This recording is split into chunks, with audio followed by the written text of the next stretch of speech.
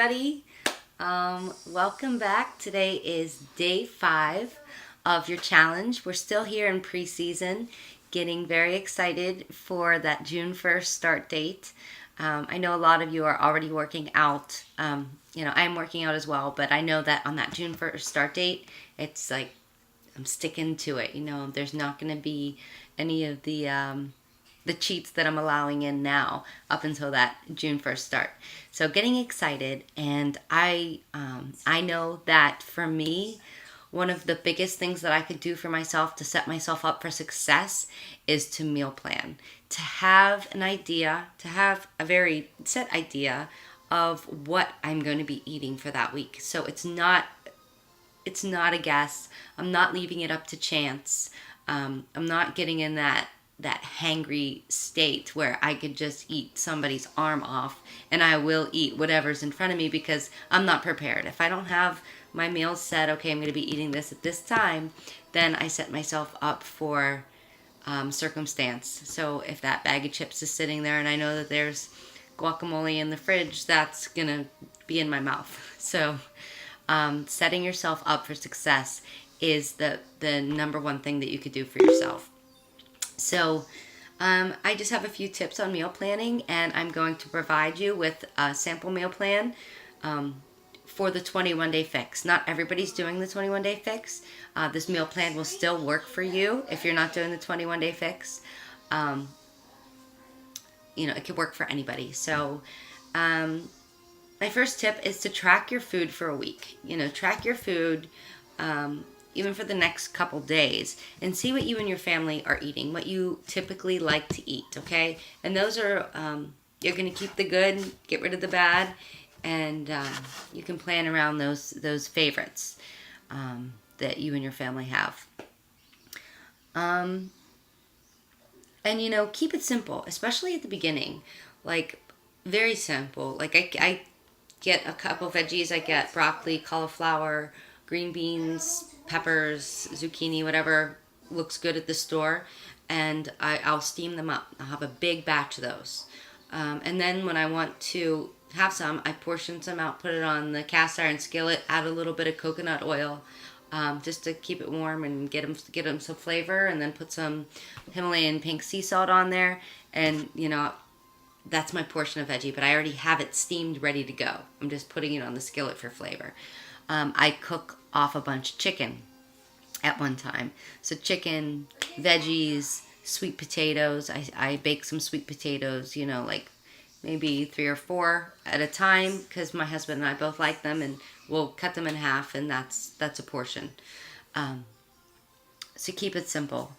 Make double batches. So if you find yourself making a really awesome soup or chili or whatever, dinner, whatever you're having for dinner, make a double batch because then you can have it for your lunch the next day. And that saves you prep time in the kitchen. Because it can be a lot. It can be a lot in the beginning too, especially if you're not used to cooking every meal. You can seem like, oh my gosh, all I'm doing is cooking or cleaning up from my cooking. So if we condense it and we have prep days, say Sunday and Thursday are your prep days, and you're keeping the cooking to 2 days and the cleanup to 2 days instead of every single day trying to, cook and clean up, it could be a lot. So maybe pick 2 designated prep days where you're going to be doing the majority of your cooking. That will really help you be less stressed during this process. And write out your meal plan. You can make it fancy. You can do it on the computer if that's your style. If the thought of that stresses you out, put it down on paper. Just Monday breakfast, snack, lunch, snack, dinner, and write out what you're going to have. I also found that it's helpful if I'm going and I'm buying. If I have a recipe for cauliflower, but I'm only using half the head, find another recipe in the week where you can use the other half.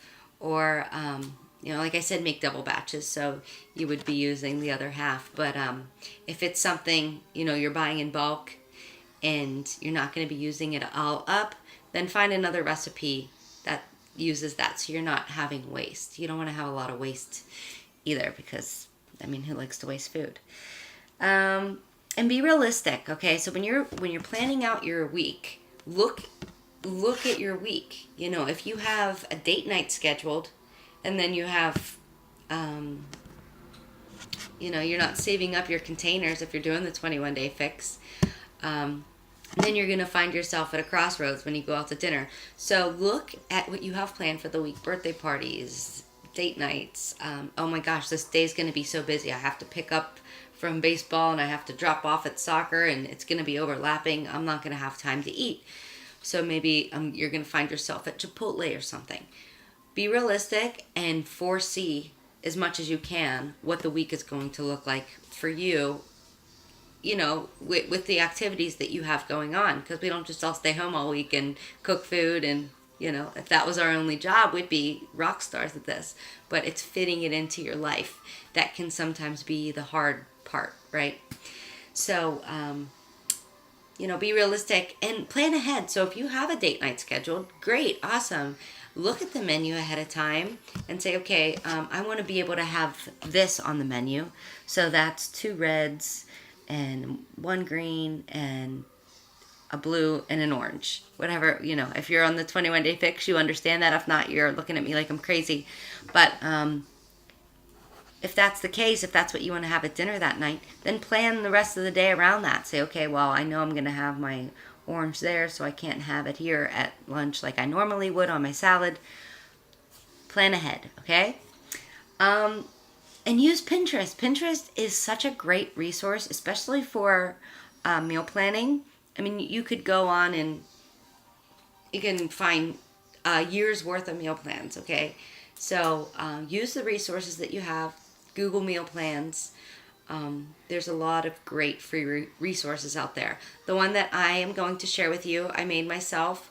I also have recipes to go along with it, and I chose recipes that weren't too crazy and that I thought maybe people that are new at this would like, and that it would be easy to get your families on board using it too. So like turkey tacos and like pizza quesadillas, things like that that you could convince your kids to eat too.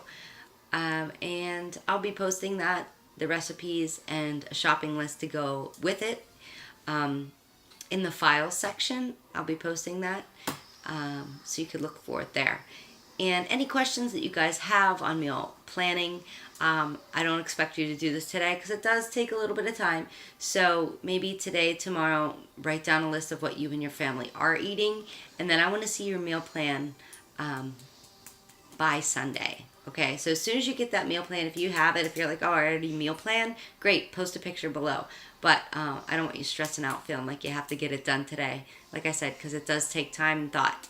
So get those meal plans up as soon as possible, and you guys are doing a great job. So glad that you're here and can't wait to start our official challenge on June 1st. All right, guys, have a great day.